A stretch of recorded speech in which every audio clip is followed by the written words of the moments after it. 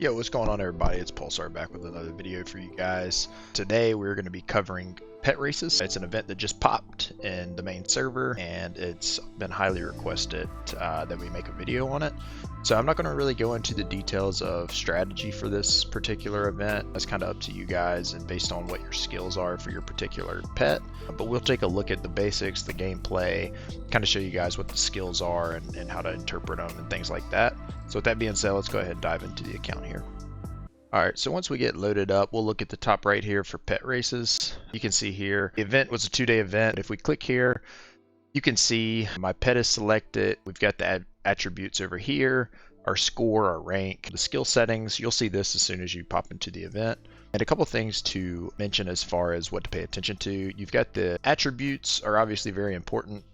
You can click on this little exclamation point here and it'll tell you what is good. I'll bring this screenshot up while I go through this so you guys can kind of see what I'm referring to. But you've got your obedience is going to determine your walking speed, as you can see here.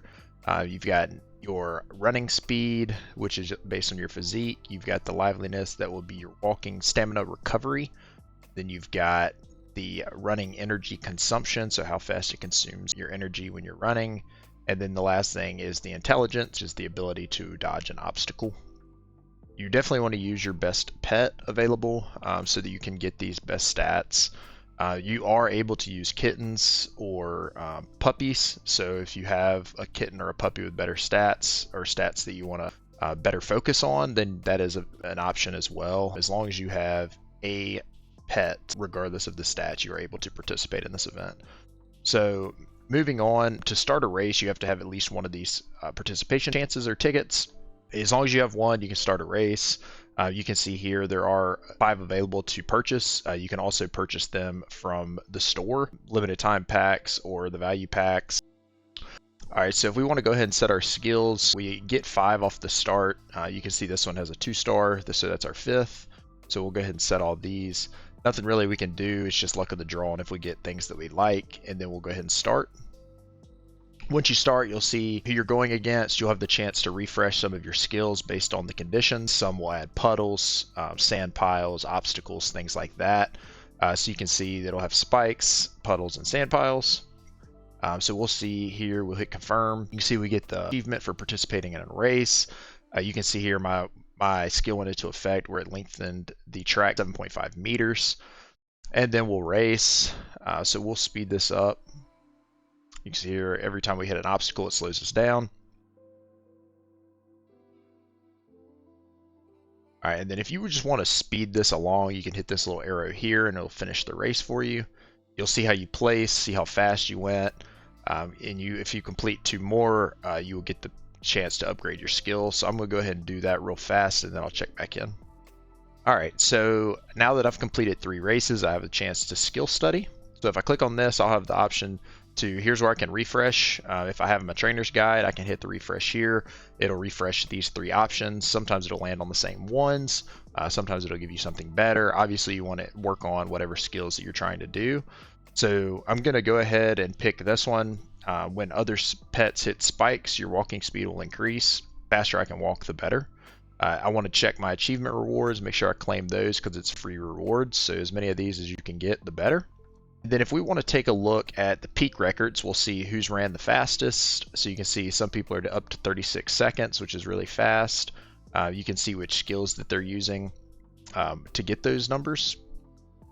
You can see the race records, so you can see how you finished in these races. So whether you came in 5th, 4th, 3rd, 2nd, 1st, points will vary accordingly. So first place gets 100, second gets 70 or 75. Third, I think, gets 50, and then obviously 4th gets 40 and 5th gets 30. So the better that you finish, the better the points are that you will receive, which is obviously going to relate to your ranking. So the better your ranking will be. All right, and then if we want to check out in more detail the skills, you can go over here to this little community guide here, click on the castle, and it's going to pull up a bunch of different things. What we want to look at is the guides. Whichever event that you're going through, it's going to come up in your recommendations, so most likely it's going to be here, but that's the one we want. If it wasn't there, you just click more. You can see here we have a lot of different guides, but the one that we want to click on is the skill book. So you've got very similar to Masquerade Ball. If you've watched that video, if you haven't, very similar. You have different skills. Some work really well together, some won't work at all together. You want to base how you are setting these skills depending on your cat's or your dog's strengths. So obviously, if they're struggling on maybe like physique, which is the running speed, maybe you go with something that increases their running speed.